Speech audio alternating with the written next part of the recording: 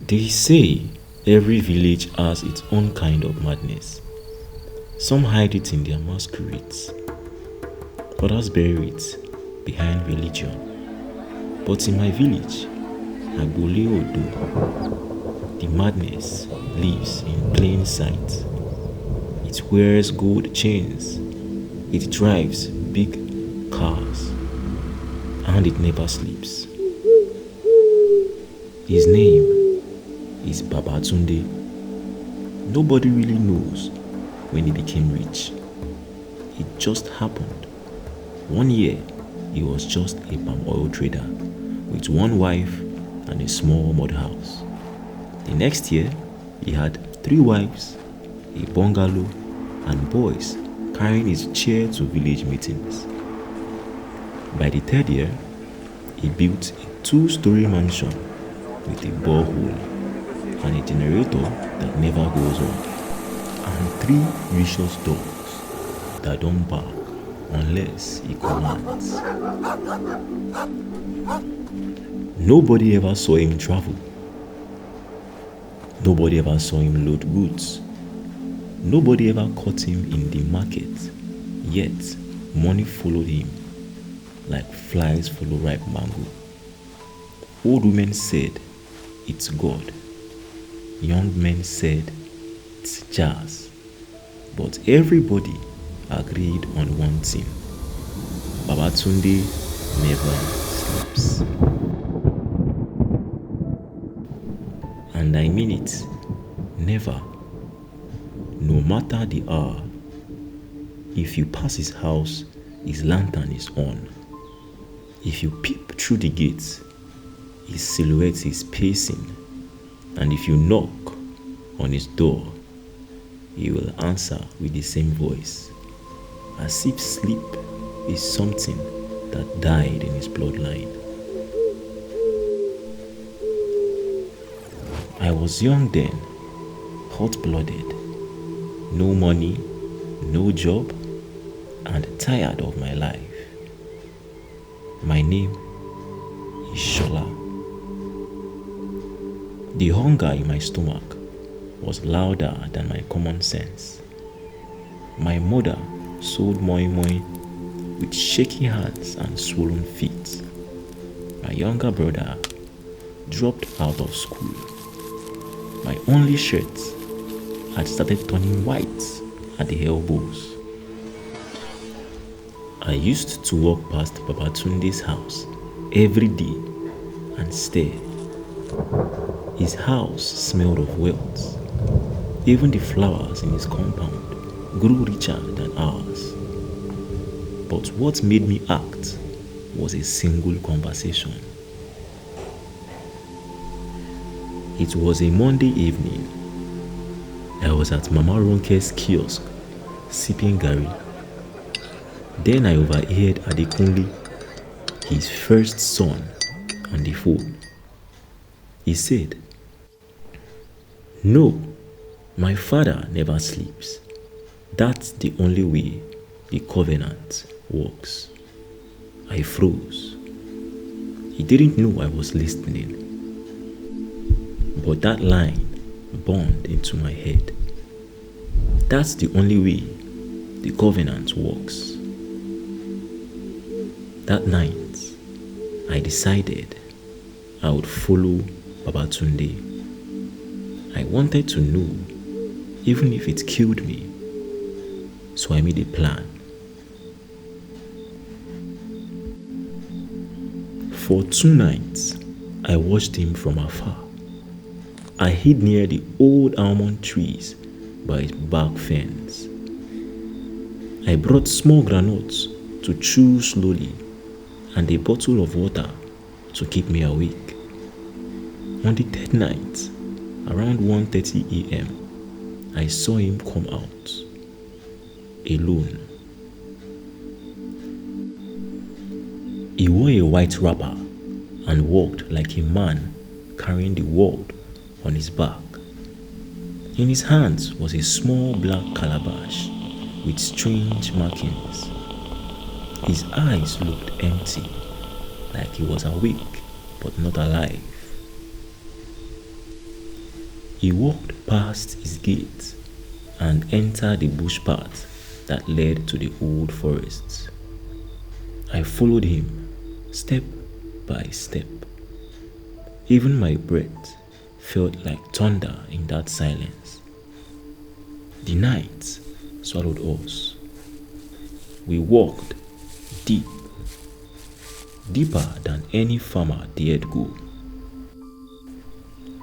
I saw trees that I had never seen before.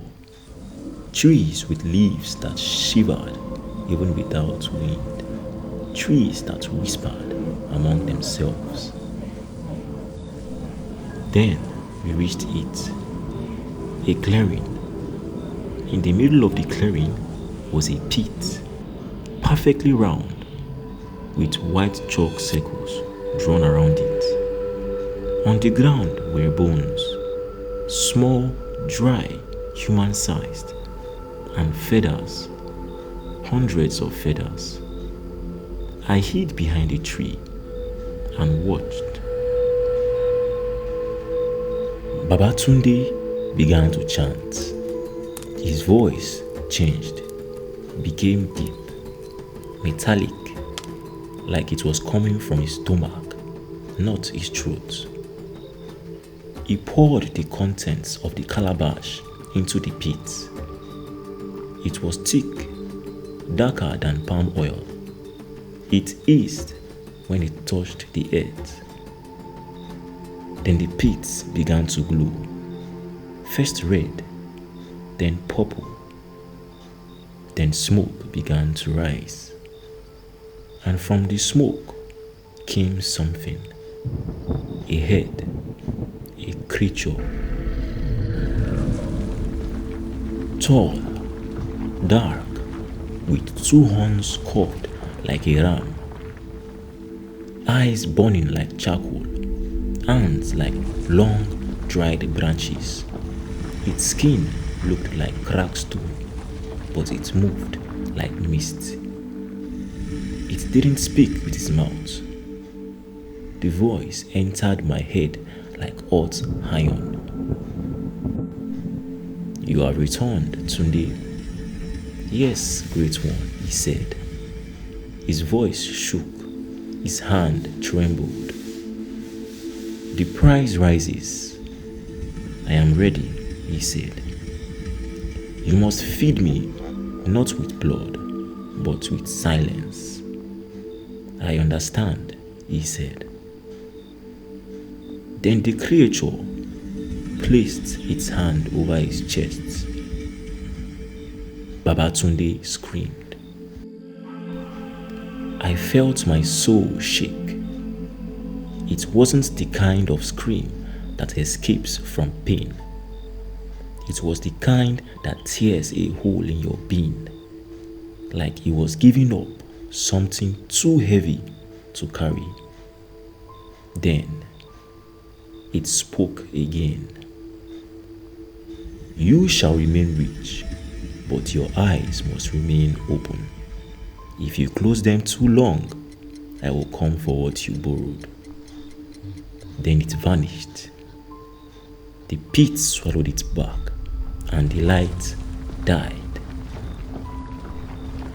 Babatunde collapsed like a sack of yam. He lay there for minutes, breathing fast. Sweat covered him like rain. Then he stood and walked back slowly. I ran home before him.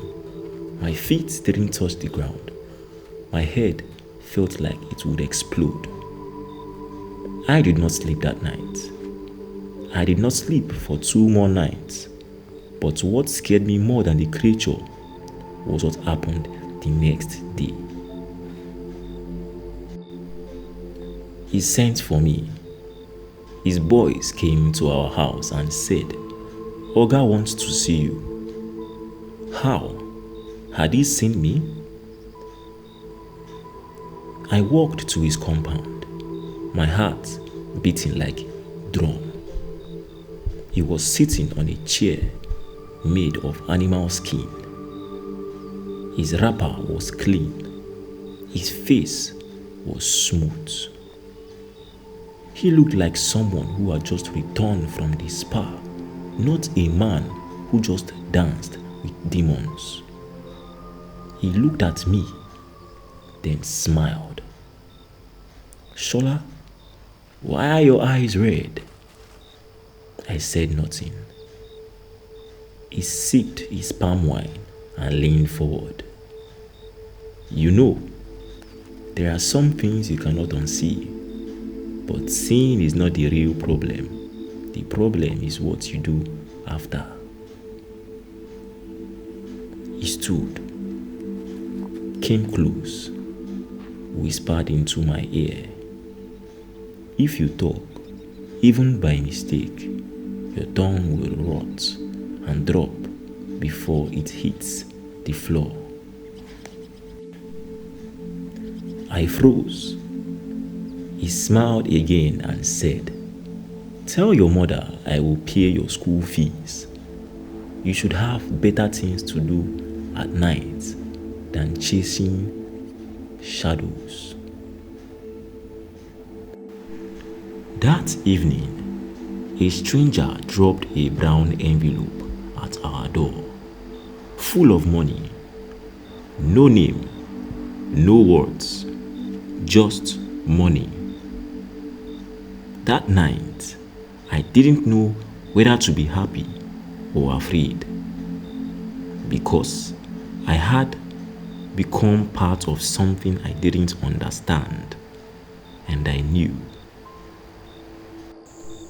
Babatunde never sleeps because he cannot. Not because of guilt, not because of fear, but because the covenant demands his eyes stay open. If he sleeps too long, the thing beneath the earth will come to collect. Years have passed. He is older now, but still strong, still rich, still awake. They say one of his sons tried to enter the room behind his father's shrine once. He disappeared for 5 days. When he came back, he didn't speak again. He just laughs every day from morning till night, laughs until he chokes. And that is why in Agbole Odu, we don't ask too many questions anymore. We just bow and pass his gates quietly. Because if wealth has a secret, this one is best left alone. So, next time you hear someone say, "I want to be like Babatunde," ask them, do you have the eyes to stay awake for the rest of your life? Because not all riches are blessings. Some are bargains. Some are curses dressed in gold. And some never sleep. And as always, if the tale made you smile, drop a like and stay a while. Have a thought or twist to share? Drop a comment, show you care. Want more stories rich and deep? Hit subscribe, don't fall asleep. And if you love your friends and kin, share this tale, let the joy begin. See you next time.